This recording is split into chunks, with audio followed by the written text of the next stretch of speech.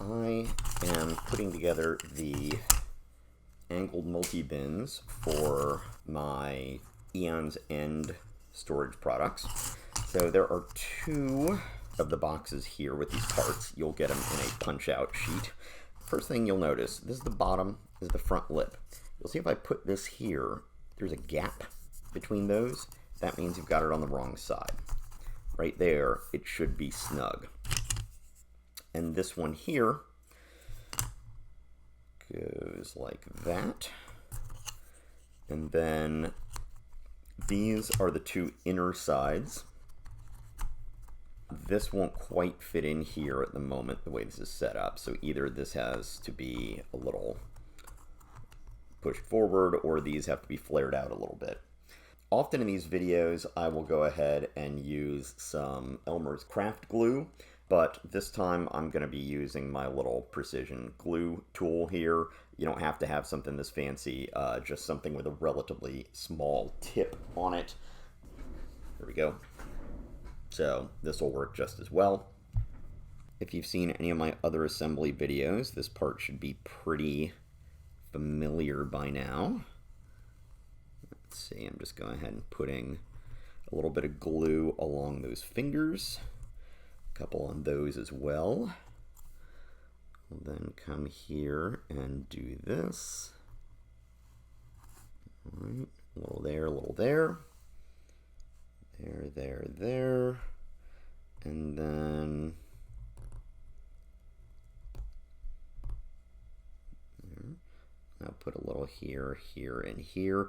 You want to be kind of careful with this one because if you get too close to here, it's going to squeeze out into this channel, and that channel needs to remain free for the lid to slide in and out.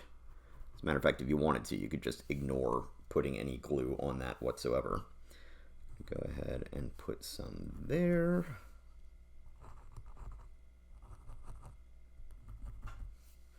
And you can go ahead and put some along down here. I'm going to wait to do that until a moment from now.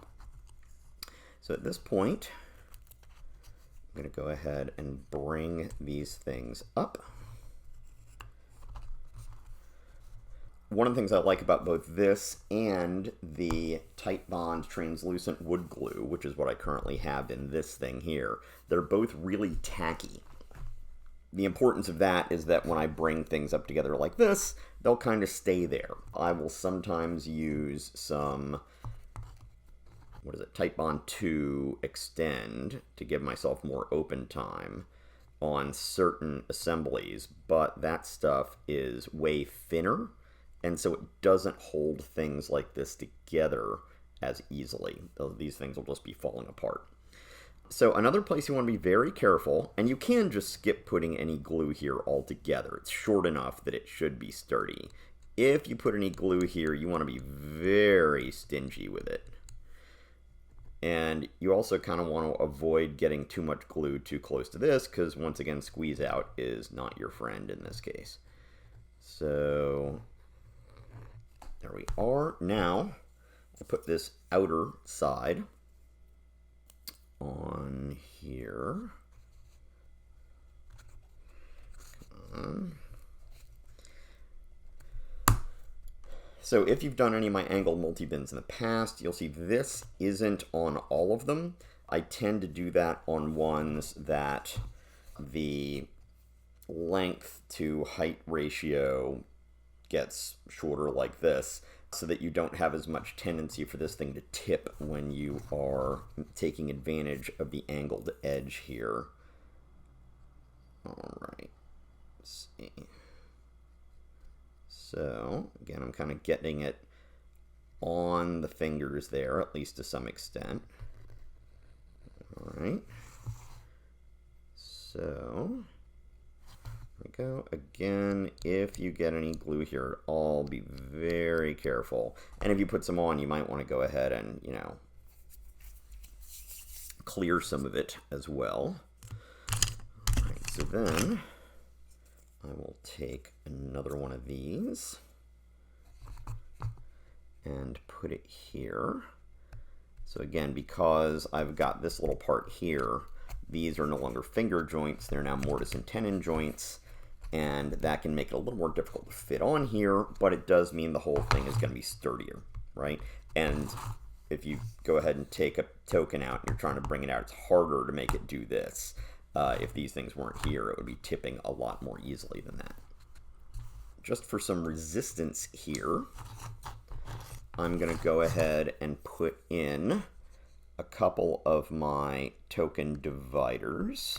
Before I do that, I'm going to go ahead and put a little bead of glue right along down here. And then I'm just going to do like that to kind of smooth it out and also push it into those joints a little bit better. All right, so now I'm going to go ahead and put these in. And there's a little curve here, so this shouldn't stick to this glue that I just put in, as long as I was relatively conservative with it. So then, just for, once again, making sure everything's going to fit afterwards, I'm going to go ahead and put this in, the lid on, before I tighten the thing up. Now, one thing that you should double check before you put this in is to make sure that there isn't any glue squeeze out in any of these little channels here. There and there. And we don't. We've got a little glue squeeze out in some other places, but they are not crucial. So now I'm going to put this on here. Slide this in to locking position. Now, one thing about this, now that I've got these things on here, this thing is already relatively tight. But that being said, you can use a bunch of rubber bands. All right, I like to double or triple these rubber bands over to get a little bit of extra pull. All right.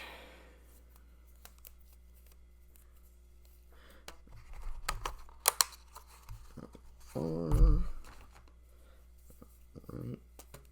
Quadruple this one over.